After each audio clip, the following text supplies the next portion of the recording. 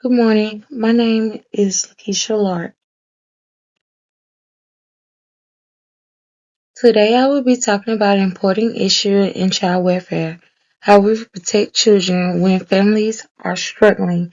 Specifically, we'll look at whether the system should rely more on foster care replacement or focusing on keeping families together through support and preservation. Imagine being a 7-year-old child and being told to pack your bags overnight. Not because you were abused, but because your family didn't have enough resources to provide proper care. Sadly, this happens to thousands of children each year in the United States. This matters because many families in our community faces challenges like poverty, mental health struggles, and lack of access to resources.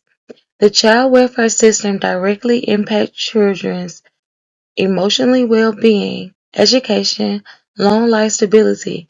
Understanding this help us support policies that truly protect children rather than intentionally harming them. The goal today is to persuade you that child welfare systems should prioritize family preservation over foster care placement, whether it is safe to do so. To support this, I will first explain why foster care is often overused. Second, I will show how family preservation leads to better outcome and how I will share practical solutions for improving the child welfare system. The first, foster care is often overused. Most children are removed due to neglect, not abuse. According to the U.S. Department of Health and Human Resources, neglect accounts for the majority of child welfare cares, and many of these are linked to poverty rather than intentional harm. The Child Welfare Information Gateway also report that poverty-related neglect often leads to unnecessary foster care placement. Foster care placement can create instability. Children frequently experience multiple placements, which increases the risk of emotional and behavioral issues. Studies show that children in foster care have higher rates of depression, anxiety, and school disruptions compared to those who remain with their families.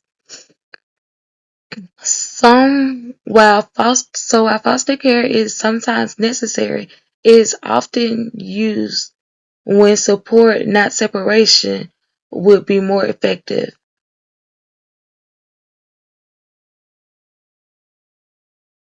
Family preservation leads to better outcome for children. Children thrive emotionally and developmental when they remain with their families.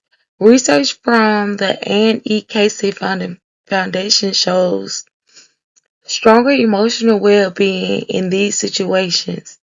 Emotional outcome also improve when children stay in stable home environments. According to Child Trends, family preservation addresses root causes rather than symptoms. Services like protecting support, parent support, mental health counseling, and substance abuse treatment help families improve without separating them. It is also more cost efficient. Preventive service reduce the need for child care placement and lower long-term costs.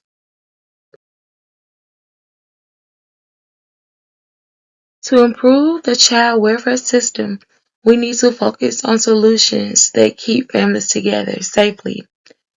First, prevent services and home support essentials.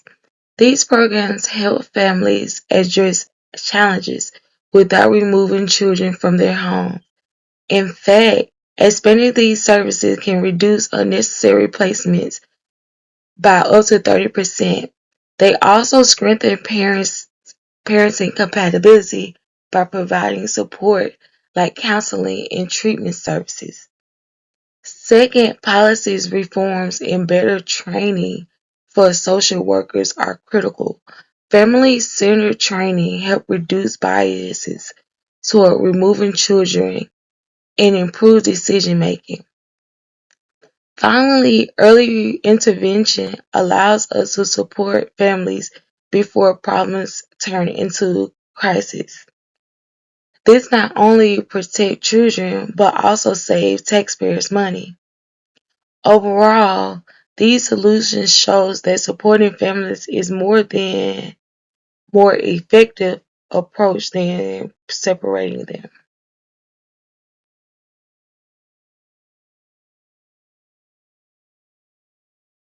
Now, foster care is often overused, especially in cases tied to poverty rather than abuse. Family preservation leads to better emotional, developmental, and educational outcomes, and there are real solutions that can improve how the system supports families.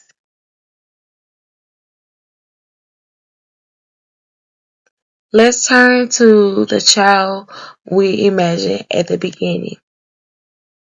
The one packing a bag because their family was struggling. Protecting children does not always mean separating them from their families. In many cases, the best way to protect children is to protect the people who care for them. By investing in family preservation programs, we can create a system that keeps children safe while also keeping families strong. We should advocate for policies that prioritize support over separation whenever possible.